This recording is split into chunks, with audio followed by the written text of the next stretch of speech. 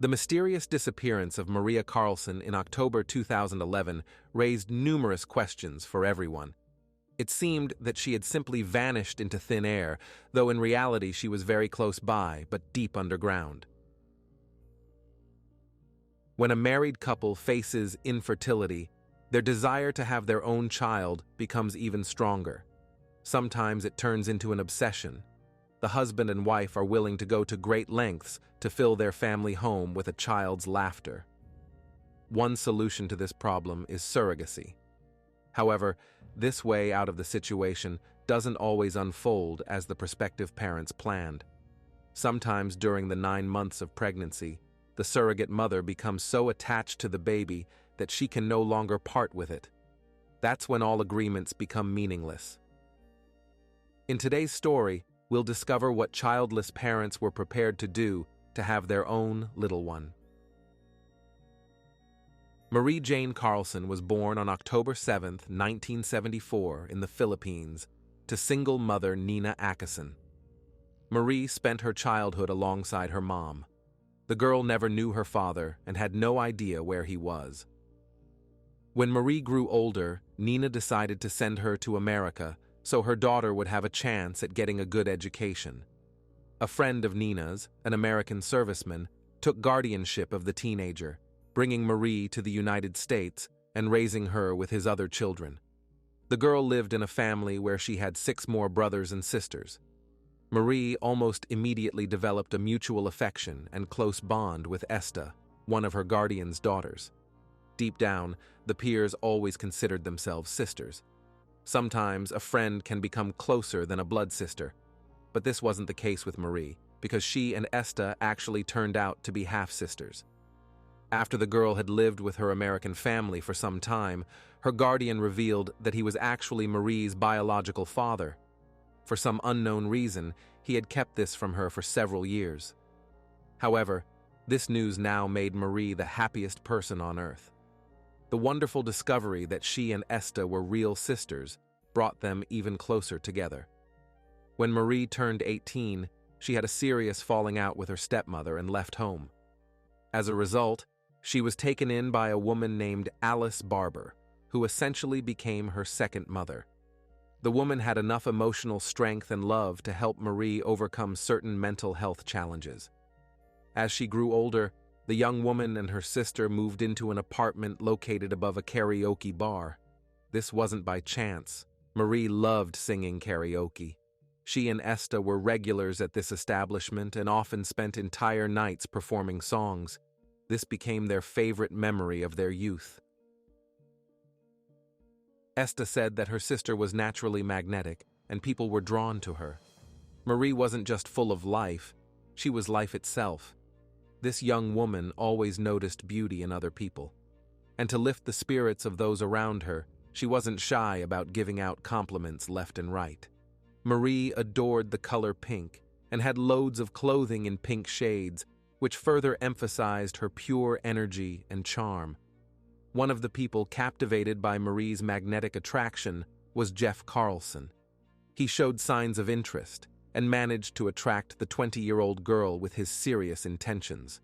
Very soon, Marie and Jeff fell in love and got married. They had a wonderful daughter, whom they named Paris. Marie studied at college to earn a degree in criminal justice. After completing her studies, she got a job at the police department and quickly climbed the career ladder, becoming a deputy sheriff in Colorado. Carlson dreamed of becoming an FBI agent in the future.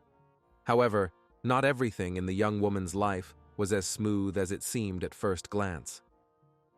Marie struggled with mental health issues throughout her life.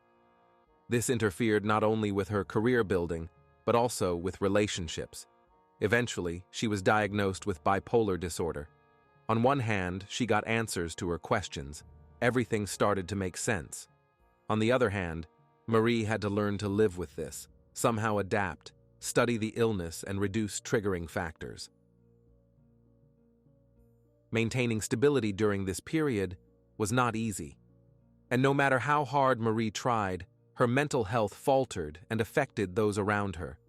It was because of her illness that the young woman lost her police job, and ultimately, This led to the dissolution of her marriage with Jeff. The spouses parted on a positive note, and the man continued to support his former wife.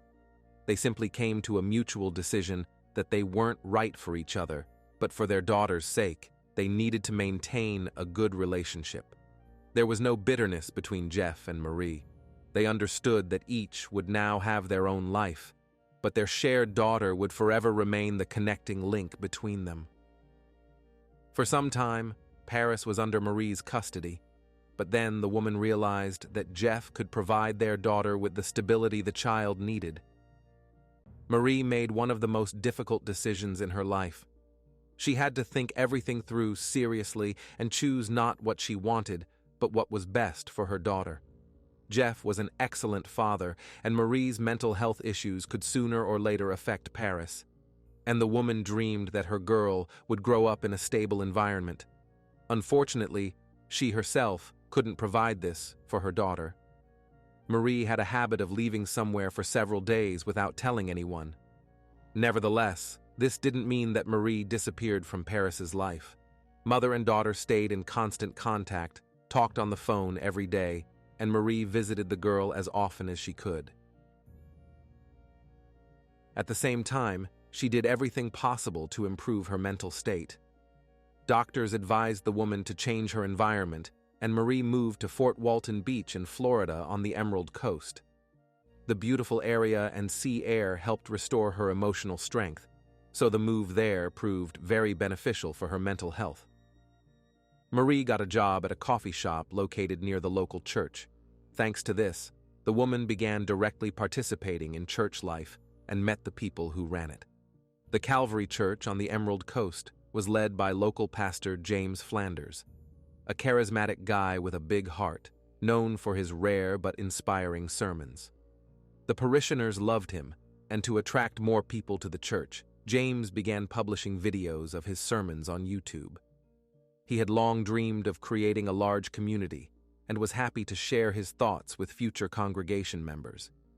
James wasn't the only person with a big heart. His wife Tanya led the female congregation and had a reputation as a woman who benefited her community through good deeds. Therefore, when Marie began participating in church life, the Flanders couple showed her unprecedented generosity. Knowing that Marie had recently moved, they helped pay some of her bills. That's how it all began. In October 2009, Marie essentially moved into their Fort Walton Beach home, becoming part of the Flanders family. This was, in essence, the third family to take her in the United States.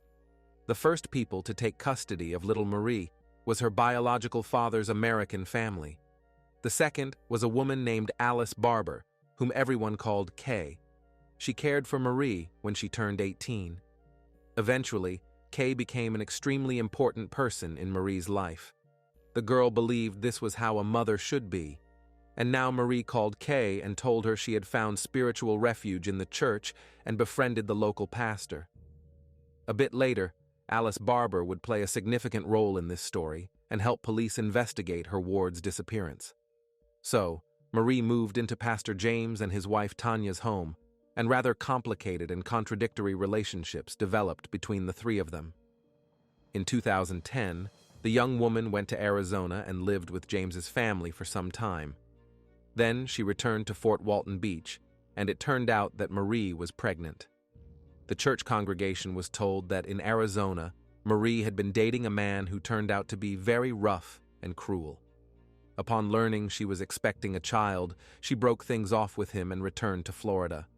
According to this version, Marie wanted to terminate the pregnancy, but James and Tanya, being kind people, intervened and agreed to adopt the child. However, the Flanders' close friends and relatives heard quite a different story, which they swore to keep secret. In reality, Marie was acting as a surrogate mother. James and Tanya had long struggled with infertility. The woman would get pregnant but could never carry a baby to term. She had already experienced several miscarriages. Because of this, they couldn't have children, but desperately dreamed of a baby. Marie was so kind as to agree to help them in this situation. In private circles, Tanya assured that Marie became pregnant through artificial insemination. But since IVF is quite an expensive procedure, they decided to save money and did everything the old-fashioned way to facilitate conception. Tanya said she was quite comfortable with this arrangement. The couple agreed with Marie that after the baby's birth, she would stay with them for the first 3 months to feed the infant. But after this period, the surrogate mother was to leave the Flanders home forever, and Marie would essentially gift them this child for everything they had done for her. However, neither version was entirely accurate. The only thing that proved true was that Marie was indeed pregnant, and James was the father. The pastor and his wife simply didn't want to advertise their complicated relationship to other parishioners. They knew James would be condemned for having relations with another woman, so they tried to give the story a more decent tone. Whatever the case, everyone got the impression that this was a mutually agreed-upon situation where everyone was satisfied.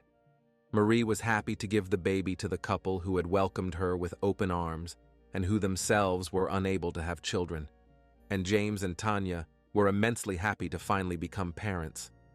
Everything turned out wonderfully right up until 3 months after the baby's birth. Baby Grace was born in July 2011. As expected, all residents of the Flanders household cared for the girl. James, Tanya, and Marie decided that Grace would be breastfed until 3 months, so by fall, the woman began gradually transitioning the child to formula. Everything was going according to plan. Then suddenly, on October 19, 2011, several of Marie's relatives and friends received a rather strange message from her. Marie wrote that she had left Fort Walton Beach the day before, and now was the best time to carry out her long-held plan. She had hidden this from everyone, knowing that her loved ones would try to talk her out of it.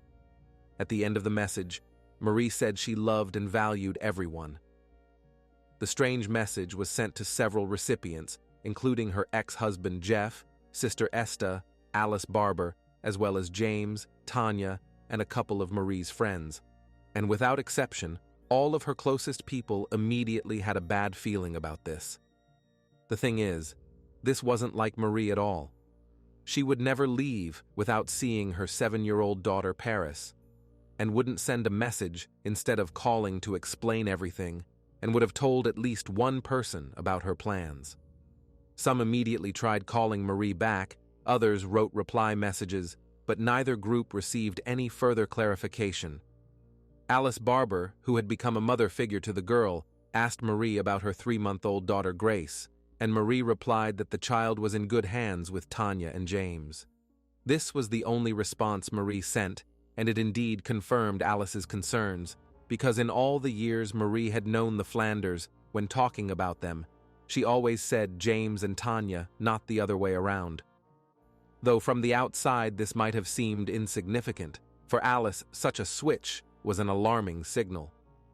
The woman knew Marie well and had heard her say James and Tanya hundreds of times. This phrase was practically imprinted in her head.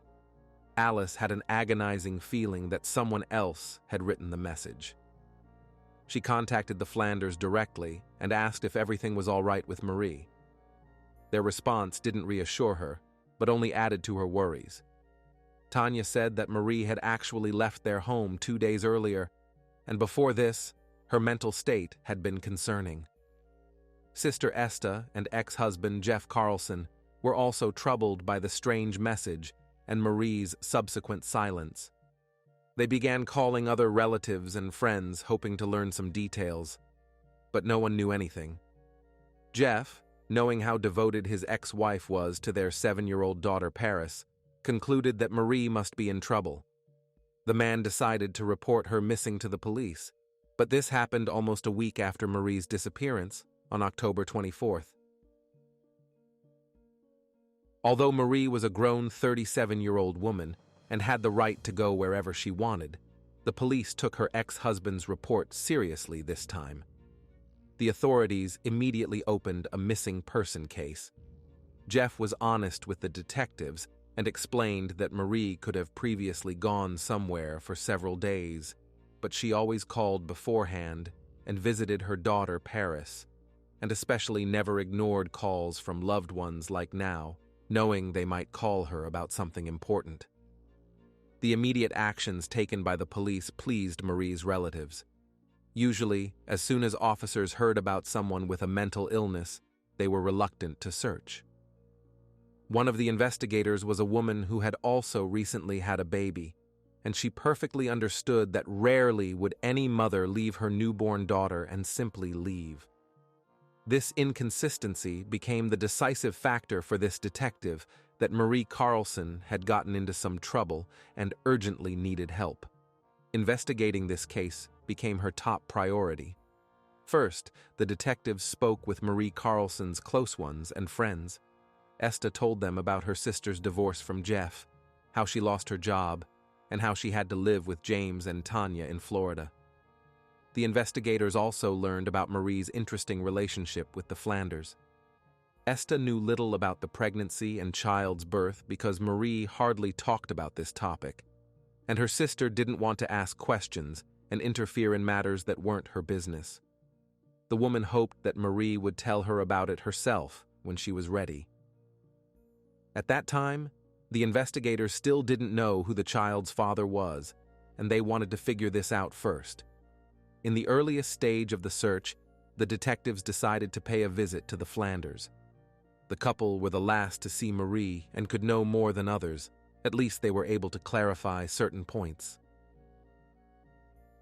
On October 27th, James made his only statement to authorities. He told about how Marie entered their lives and gave an explanation about her pregnancy. According to James, discussions between the three of them led to Marie agreeing to become a surrogate mother. Due to lack of funds for IVF, they decided that James would simply sleep with Marie, and Tanya didn't object. She had dreamed of having her own baby for so long that she agreed to everything. While Marie was living with his family in Arizona, the couple visited her. That's where it all happened. The man claimed this was the only time he essentially cheated on his wife, and that was for a noble cause. Marie got pregnant on the first try. As soon as this was confirmed, the Flanders brought her back to their home in Florida.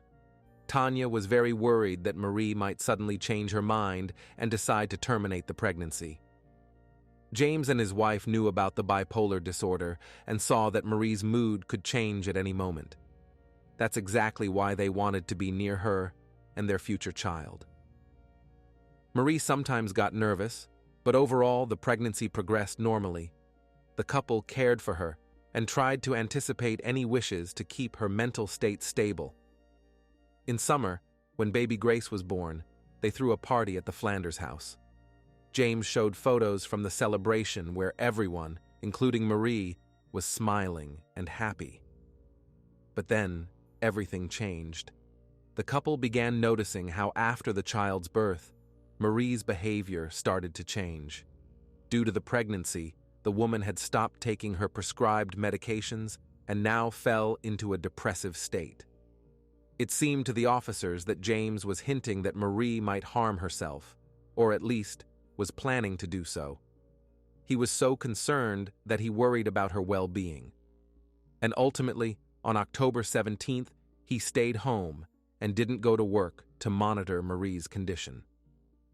James also mentioned that this was the last time he and his wife saw the woman who had given them baby Grace. And a couple of days later, on October 19th, Marie's close ones, friends, and family received a strange text message from her. That morning, Marie woke up in a bad mood. For some reason, the man worried she might leave and try to take the baby with her. Something was clearly wrong with her. Later that day, Marie said she was tired and went to her room to take a nap. At this time, Tanya went shopping with the baby, and James first waited for the woman to wake up, after which, around 6 in the evening, he went for a run. When he returned home, Marie was already gone. However, in the room, he and Tanya found a packed bag with belongings, which for some reason the woman hadn't taken with her. On the 19th, 2 days later, the couple received a strange message from Marie, which was sent to several other people besides them. The Flanders waited a couple of days hoping the woman would return, and then decided to go look for her themselves. And although they didn't find Marie, they did find her car. The Mazda was parked in a paid lot at the nearest airport. James didn't want Marie to overpay for extended parking and drove the vehicle to his house. It never occurred to the pastor to report the woman missing. After this, James gave the detectives the receipt from the paid parking lot, which confirmed that he had indeed picked up the white Mazda on October 21st, 2011, from the airport parking lot. Moreover, police received information that Marie's car had been left there on the 18th. This was strange, considering she was last seen on the 17th. So where was she after leaving the pastor's house? The authorities were skeptical about Marie's sudden departure because her belongings were still at home, and there was no activity on her bank accounts. Police checked passenger lists for flights, and Marie Carlson's name wasn't there. There were also no records of her purchasing a ticket. This meant one of two things. Either the woman herself left the car in the parking lot to throw people off track, or someone else did it for the same reason. Naturally, the police's next step was to check the surveillance cameras in the parking lot. Detectives wanted to know who was driving the Mazda, but as usually happens in such situations, the cameras weren't working that day. In the end, experts tried to lift a fingerprint from the button that must be pressed to get a parking ticket. But unfortunately, this didn't work, and detectives were back at the beginning of their investigation. Friends, over 90% of viewers watch videos without subscribing to the channel. Check if you're subscribed. If not, please be so kind as to subscribe to the channel to support me. Questions about where Marie was, how her car ended up in the parking lot, and whether she was all right still remained unanswered. Investigators began questioning other church members, hoping to get an idea of what might have happened, but only learned various versions about Marie's pregnancy and relationships between her, Tanya, and James, ranging from the abusive boyfriend in Arizona to the planned surrogacy situation. The investigators only became more confused, so they tried to talk to the Flanders again to clarify some things. This time they spoke with Tanya, and the woman confirmed what James had said earlier, but added some details. Before going to bed, James and Marie had a few drinks. Tanya was in the room with them during the sexual act. It turned out that Marie wasn't just a surrogate mother. She was in a polygamous relationship with the Flanders couple. It seemed this information was kept secret from everyone, as such behavior didn't align with what the pastor and his wife preached in church. According to Tanya, Marie was happy to help them have a child and fully followed their agreement. But when baby Grace was born, everything changed. Marie became withdrawn and wanted the daughter for herself. By the way, a woman from the church told detectives about this. Once she heard Marie declare that she wanted Grace and James to belong to her alone. And another parishioner mentioned something very strange and frightening. Once Tanya said that James would never be able to take Marie's life, but she herself would have the courage to do it. At that moment, the police's attention completely shifted to the Flanders couple. They definitely had a motive to get rid of the child's surrogate mother, whom they considered their own. However, suspicion alone wasn't enough in the investigation. They needed more substantial evidence, for example, a body. Through 2 months of unsuccessful searching for the missing Marie Carlson, the investigation accumulated a lot of information regarding the mobile phone records of Marie, James, and Tanya. Detectives discovered that wherever Marie's phone was in the days after her disappearance, James's phone was pinged by the same cell towers. This meant their phones were close together, despite James saying he last saw Marie on the 17th. On October 18th, when Marie's car was driven to the airport parking lot, James's phone responded to the airport's cell tower just minutes afterward, and on October 19th, both their mobiles disconnected from the same cell tower near the Flanders house when Marie allegedly sent the message to all her close friends and family. James's entire story started to look implausible. Then another detail emerged. Detectives came across a highway patrol inquiry when they were checking the license plate of a white Mazda abandoned at a gas station on October 17th. The patrol officer looked up the plates and saw the car was registered to Marie Carlson. At that time, the woman hadn't yet been reported missing, so the officer who noticed the car didn't take any action. But now that Marie was missing, this became an important lead because James's phone was pinged near the same gas station.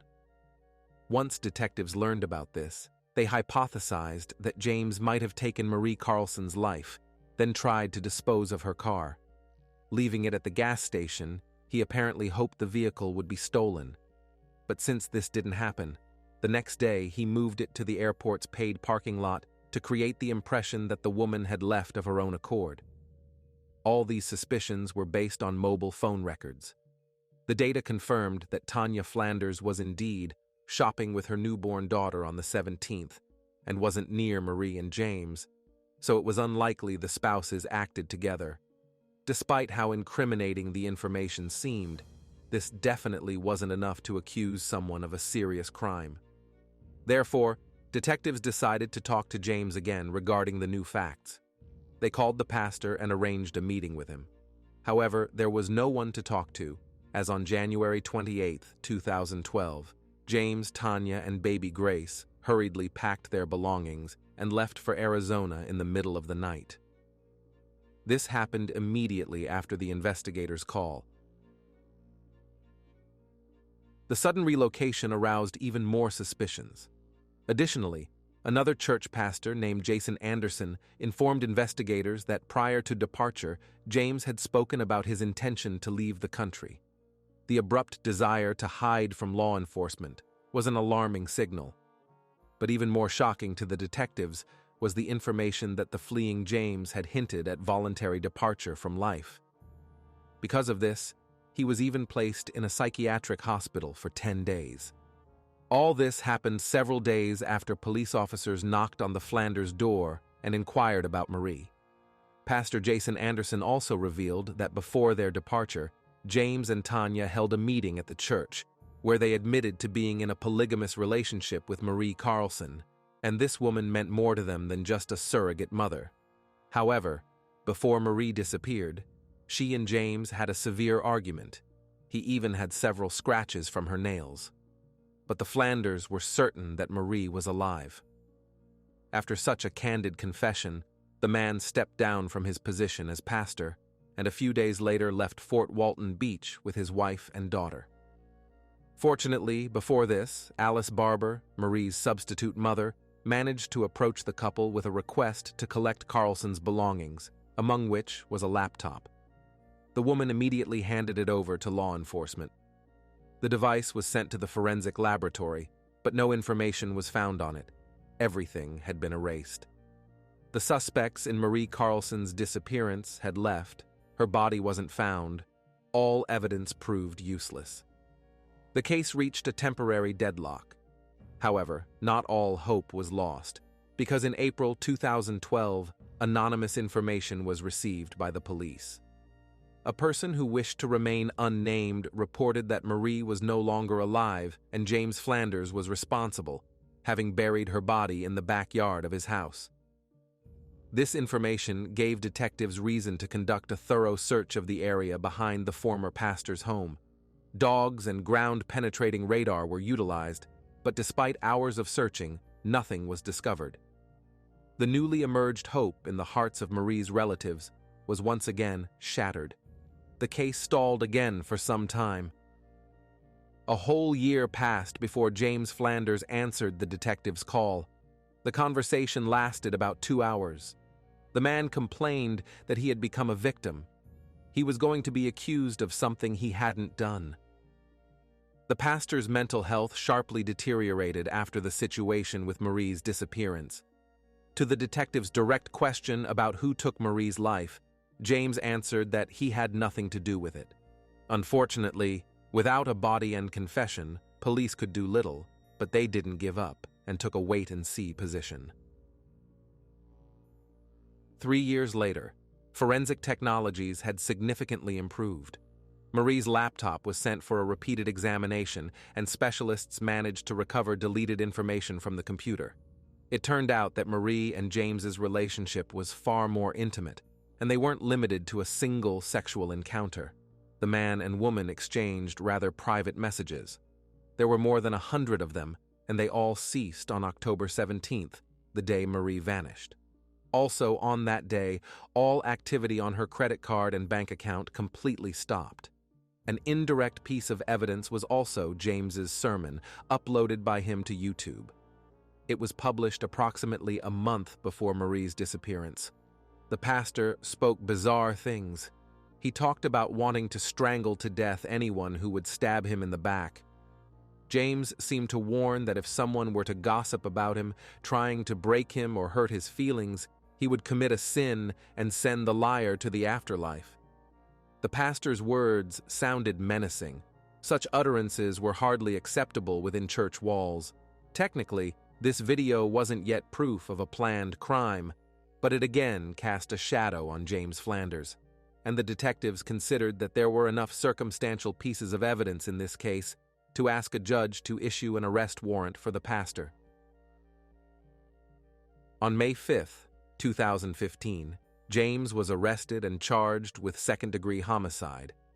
If the prosecution had rushed and submitted the case materials to court, the defense attorneys would have easily torn all the evidence to shreds, and James would have been acquitted. And this would have been unfair not only to Marie, but also to her loved ones. Fortunately, the prosecution team acted wisely. The prosecutor offered James a plea deal in exchange for revealing the location of missing Marie's body and the story of what happened to her. The deal promised the pastor a more lenient sentence. This wasn't exactly what Marie and her family deserved, but at least they would finally be able to properly lay her remains to rest and get some closure. In April 2016, James agreed to the deal and pleaded guilty to manslaughter, which carried a maximum sentence of only 15 years. James told investigators that lately, Marie had been unhappy with how the couple was raising her daughter. They began having constant arguments about this. Moreover, the woman had stopped taking the pills prescribed by her doctor. Because of this, her mental state was very unstable. She would become agitated over any issue and turn aggressive. On October 17th, Marie literally attacked him because he had complained about her depressive state and mentioned hospitalization. Marie became enraged and began to assault him. In an attempt to stop Marie, James embraced her in a tight bear hug, and they both fell to the ground. When he realized the woman was no longer resisting, he released his grip. Marie wasn't moving or breathing. She was dead. Instead of calling 911, as any rational person would have done, especially if it wasn't premeditated, James wrapped her body in a blanket and buried it in his backyard. He dug such a deep hole that neither ground-penetrating radar nor search dogs could detect the body when searching the area. And in 2013, the couple filed a petition to terminate Marie Carlson's parental rights to Grace. If detectives had thoroughly examined the house's backyard, they could have found missing Marie's body within 6 months after her disappearance, and then James would have received a full sentence for concealing the body and taking Marie's life. Because of this, the detectives working on the case experienced feelings of guilt and frustration. In any case, the possibility of bringing Marie home was very important to her family, and they were glad they could finally lay her to rest in peace. The forensics team, guided by James, excavated the hole in the backyard and retrieved the deceased woman's remains to return to her relatives. At this moment, James fell to his knees and began crying over the spot where he had buried Marie. This was so theatrical, foolish, and simply offensive to everyone present. To live peacefully, knowing you had taken someone's life, and then to put on an act, pretending to be distressed over your victim's death. In July 2016, James was sentenced to 15 years in prison. James was around 47 at the time. In court, he claimed he never thought he could fall so low. To this day, he is still serving his sentence. His release is scheduled for 2029. As for Tanya Flanders, no evidence was found that she was somehow involved in the killing of Marie Carlson. Did she know what her husband had done? She surely knew and remained silent, wanting to preserve the family, although Tanya herself never mentioned this. The woman still raises Marie's child, daughter Grace. James's family helps her with this. Marie's sister, Esther, very much wanted to gain custody of her niece and filed a petition, but the girl remains with Tanya.